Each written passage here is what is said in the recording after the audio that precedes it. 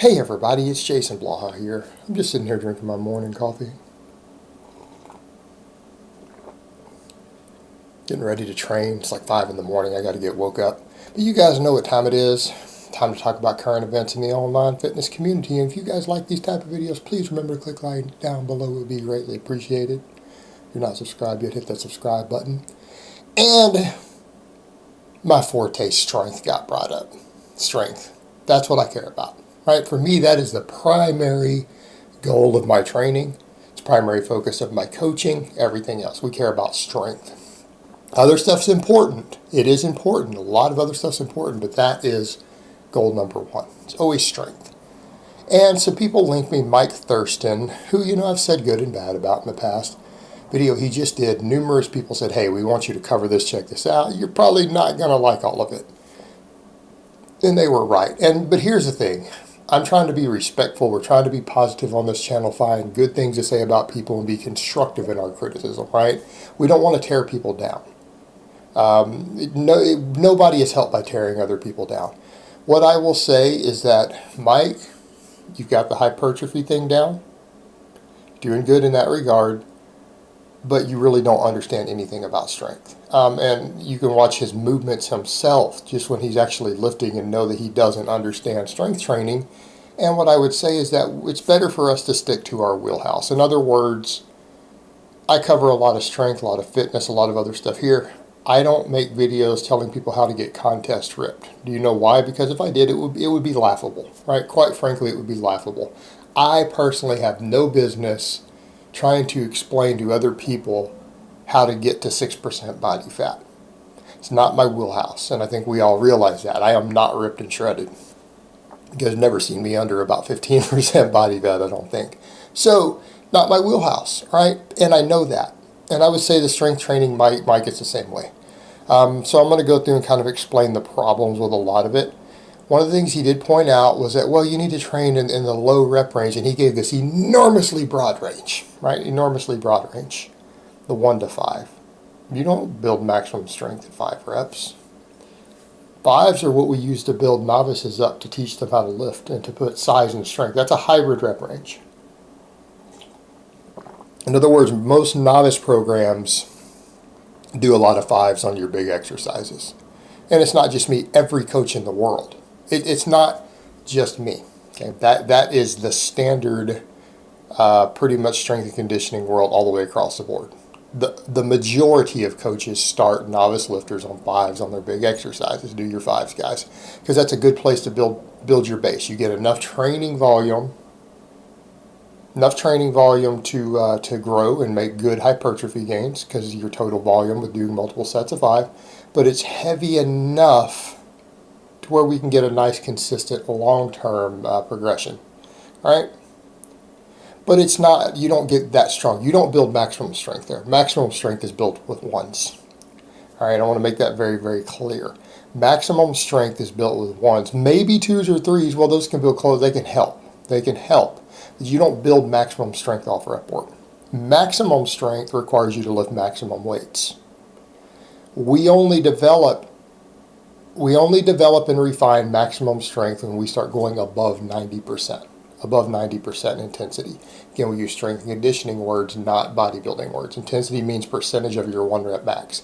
In other words, if your max is 300 pounds, you got to go above 270 to go above 90%.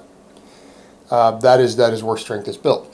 And he kind of said, hey, but you should only really focus on getting strong on a few different lifts, couple different lifts. You can't get strong at everything. No, you need to get strong at everything. If you're talking about getting strong, you do need to get strong at everything.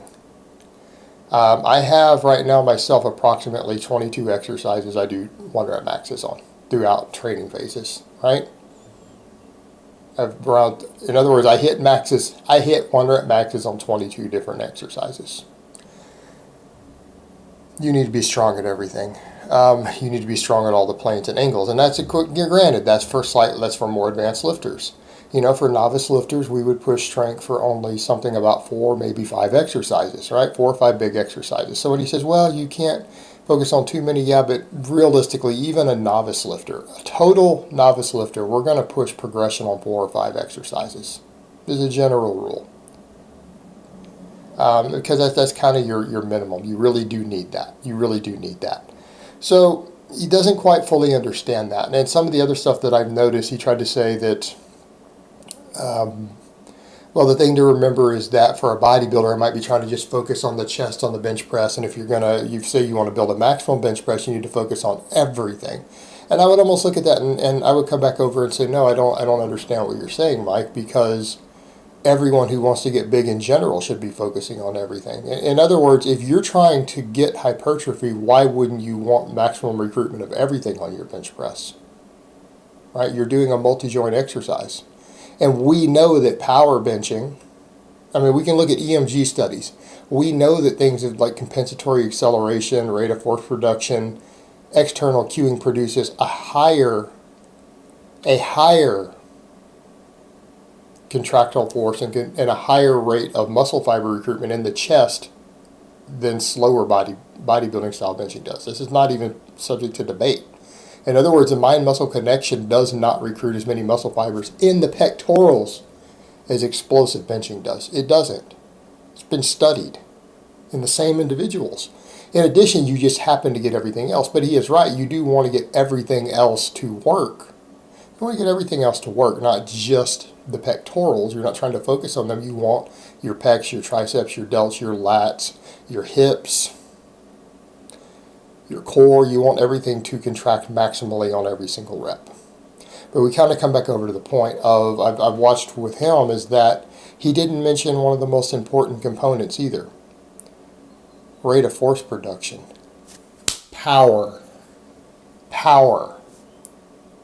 Okay, as Louis Simmons said, strength is measured in time, not pounds.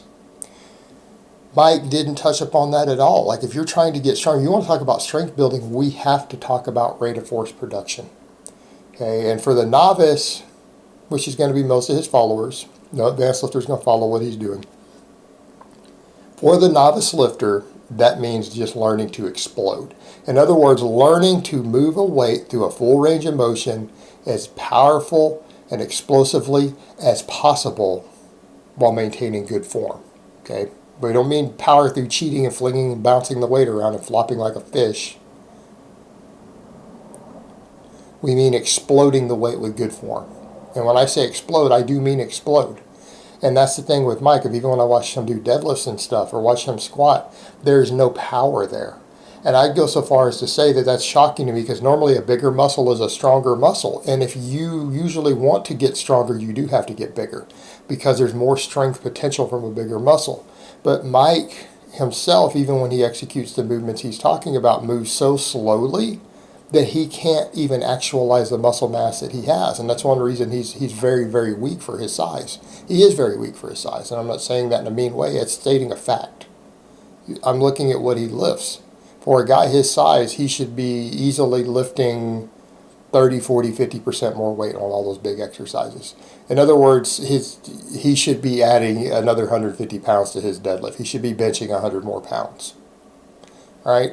And I mean with good form, and I mean with a pause, talking correctly. He doesn't have power.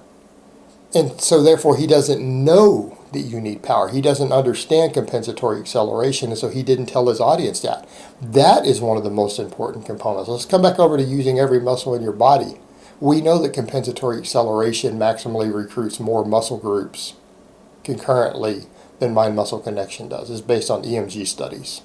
We need to be talking about this. Rate of force production, developing speed. Now, for the more advanced lifter, what does that mean for us? This means speed work with bands, picking exercises that have the highest rate of force production and training them, using variants with a higher rate of force production. This means plyometrics, box jumps, all the stuff you guys see me do. Speed work with bands, speed boxes, speed pulls, weighted jumps. Right, all these things. These are critical components to maximizing strength. And then training volume on top of it, because he kind of said, well, also you're going to bring your total training volume down. Why would you bring your training volume down? No, I mean, realistically, if we know that maximum size is required for maximum strength, why in the world would you lower your training volumes? The most successful strength athletes in the world are generally pretty jacked. We don't look like bodybuilders, because we don't diet down ultra lean, we don't inject our biceps. We don't do 30 sets of curls every week and then pin our biceps afterwards, right? So maybe biceps aren't going to be quite as big, but it's because we're not site enhancing. That's usually the biggest factor. Like bodybuilders inject everything that they need to grow. They do a lot of site enhancement, even with their gear, with oils, everything else. That's just part of the game. But, you know, everything else, generally, we're usually training with as much volume as we can recover from, right? You want to start reaching maximum recoverable volumes because you need it to grow. You need to be thick as peanut butter if you want to actually be strong. It's a requirement. So it was the other thing that struck me as bizarre is he's saying, oh, you're going to bring your total training volume. So if you reduce training volume considerably just to focus on heavier work only, I mean, yeah, the heavier work's going to help make you stronger, but if you stop growing or you lose muscle tissue because your training volumes are getting too low, you're going to lose strength. It doesn't work that way. To maximize strength, you have to be inducing hypertrophy, and that means training oftentimes, if you're serious about getting strong, that means training near your maximum recoverable volume. Same thing on the frequency thing. It's like, so well, you're going to want to train a movement pattern or muscle at least 2, in some cases 3 times a week. You should be doing that for hypertrophy purposes also. Unless you're blasting a ton of gear, guys, you're not going to maximize muscle growth training a muscle once a week. So why is this a different goal? That's the actual reason you have to train a movement pattern more than once a week, is because it's necessary for muscle growth. There's nothing to do with getting stronger. I mean, you can get strong by doing a bunch of heavy singles in one workout on a muscle, right, or on a movement pattern. Not necessary to train it multiple times a week. It's how much actual heavy work you do. You've got to do multiple days per week sometimes on these things. And for me, I usually squat twice a week, deadlift twice a week, press twice a week. It has to do with muscle growth. It's for hypertrophy purposes. Because I don't think he understands, he's not grasping the fact that maximum hypertrophy is essential for strength training. It's essential. You have to incorporate all these components. If you're trying to get really strong, you have to be thinking in terms of, number 1, lifting maximum weight. Number 2, you have to be thinking in terms of explosiveness and power, right? You have to maximize that component, and you have to maximize hypertrophy. In other words, for bodybuilding, you might only care about the hypertrophy end. If you want to get strong, you got to worry about max strength, you have to worry about speed, you have to worry about hypertrophy. You have to incorporate all of those elements, and you need to maximize all of those elements. You know, and the other things that were somewhat wrong is that he talked about, well, what if you want to train fasted, can you gain strength? Why would you train fasted? What person in their right mind who is trying to gain muscle or gain strength would lift weights fasted? Let me come back over to that. I understand some of you guys are cutting. Some of you are doing fat loss. Okay, that's fine. If you feel that training fasted helps you with consistency in your caloric intake, because that's the only reason to fast. Fasting does not burn extra body fat. Anyone who tells you otherwise is a liar. They don't understand biology. They're lying to you. Okay, fasting is done to have control over your caloric intake. It's a very useful tool for managing caloric intake. It can be, depending on the person, a very useful fat loss tool. If you are trying to gain strength, you're probably trying to gain muscle at the same time. In what world do you think that you're going to be able to gain muscle mass at any appreciable rate while training fasted? That's complete absurdity. And in fact, even fasted cardio, the studies that have looked at it found that it burned less fat. You burn less fat even doing fasted cardio than you do doing fed cardio. So again, you shouldn't even have to address those people. You should just tell them when you're done cutting, then worry about it. But no one in their right mind would ever train fasted who's trying to get bigger or stronger. That's absurd. It's ludicrous. It's literally ludicrous, right? Ludicrous. The other thing is he talked about conditioning work, and he had said, well, if you want to get stronger, you got to be careful if you're doing multiple hit sessions, but maybe you could get away with just doing some list cardio. Well, let's come back over. I've got a lot of experience having done all of this back and forth. I'm generally of the opinion that unless you're going to be an endurance athlete, I'm not really a fan of list cardio these days. I've done tons of it. I've shown you guys with my own DEXA scans that sometimes doing a lot of list cardio elicits very, very large amounts of lean tissue loss when you're cutting. So creating a deficit with list cardio is very problematic for the strength athlete. Okay, I've shown this on DEXA scans. I've done it myself and lost like 3 pounds of muscle tissue or of lean tissue in a phase when doing a lot of list cardio, right? This is not conducive to strength. And he said you can't do multiple hit sessions, it might interfere. No, if you're in shape, it won't interfere. Let's come back over to the point. What else do you need to get strong? You need to be conditioned. You need to have conditioning. You need to have general physical preparedness. You can ease into it gradually, but here's what I would say. If you're used to doing 3 GPP sessions, and that's general physical preparedness, it's probably pretty much what Mike is referring to as HIIT, which is goofy bodybuilder stuff. Okay, general physical preparedness, which would oftentimes include intervals of high intensity cardio, done with various implements and things.